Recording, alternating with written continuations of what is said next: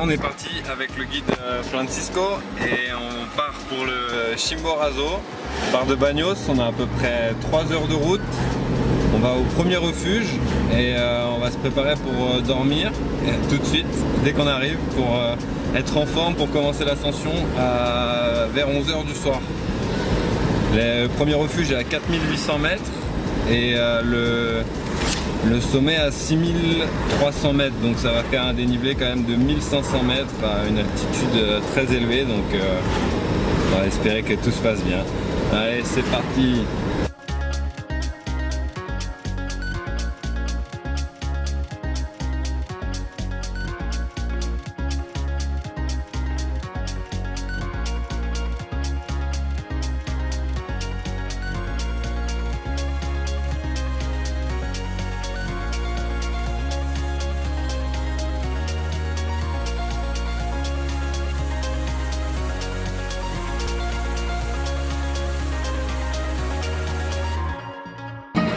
Spécial dédicace à AD pour cette musique qu'on aura tant écoutée.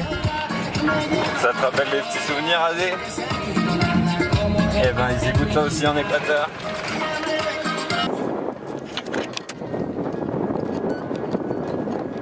Je suis devant le monument aux morts et ça fait vraiment une émotion étrange de se retrouver devant autant d'alpinistes qui ont tenté l'ascension et qui sont restés quand tu vas toi-même tenter l'ascension ce soir.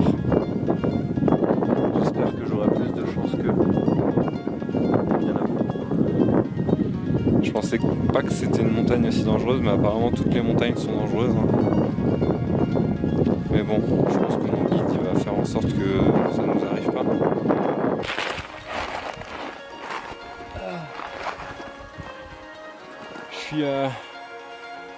Je viens d'atteindre le sommet de la première marche d'acclimatation que le guide m'a conseillé de faire. Donc ça consiste à monter au deuxième refuge là, qui était à 5050 mètres d'altitude. Et après là, il y a un petit détour par le haut pour voir une lagune à 5100 mètres. Donc là, je suis juste au-dessus de ça. Et j'avoue que je m'attendais pas du tout à un paysage aussi lunaire. C'est n'importe quoi, ça ressemble à rien que j'avais déjà vu. Même le désert en Arizona et tout, ça ressemble pas à ça, c'est vraiment, il n'y a rien quoi. On sent vachement l'altitude, on marche 2 pas dans la montée, on est essoufflé comme n'importe quoi. J'espère que demain ça ira bien pour aller jusqu'au sommet. Hein. Ça va être dur à mon avis. Hein. Surtout que le guide m'a dit dans la voiture qu'il y avait des pentes jusqu'à 60%. Je sais pas si on se rend vraiment compte, mais 60%, 60 degrés même plutôt. 60%, ça. Je suis dans la tente, ça va être ma maison pour la nuit. J'ai eu la chance, en fait, j'ai réservé le voyage seulement la veille du départ. Et le guide m'avait prévenu que c'était pas sûr qu'il ait le temps de réserver une place au refuge.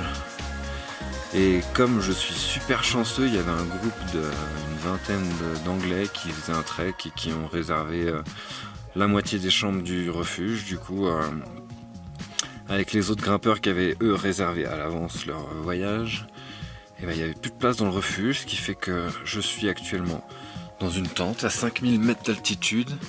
Il fait pas encore nuit, il fait déjà environ 0 degré. Et j'ai peur que quand la nuit va tomber, ça soit encore plus froid.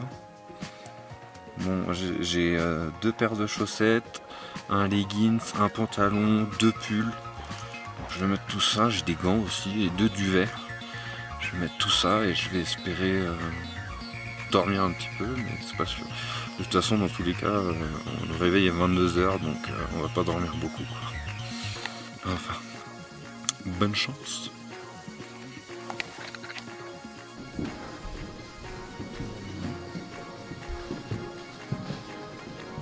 Fait sa petite routine avant de partir.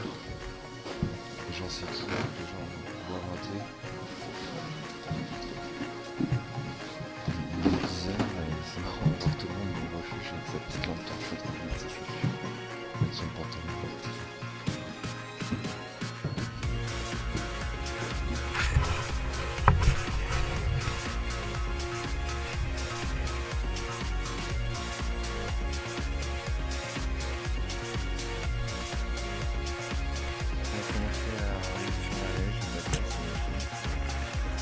ça commence à être vraiment dur. Ça change.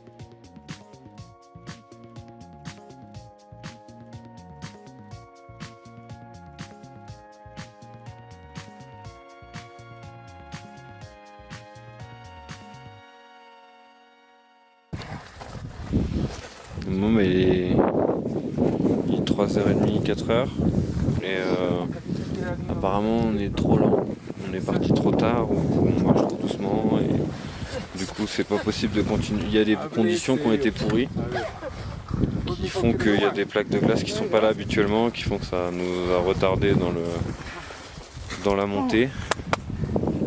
Je suis trop dégoûté vraiment. Enfin, s'ils savent que les conditions elles sont pas bien, on part plus tôt, on prend plus de temps, mais je me sens un peu volé. Parce que là, je me sens bien, on est à 5007 à peu près. Mais bon, après, tout le monde fait demi-tour, donc je me dis qu'ils ont raison de le faire, mais c'est vraiment super frustrant parce que ça faisait longtemps que je me préparais. Et voilà.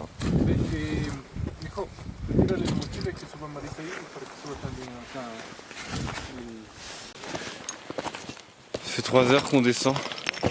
Genre, j'ai l'impression qu'on n'en finira jamais.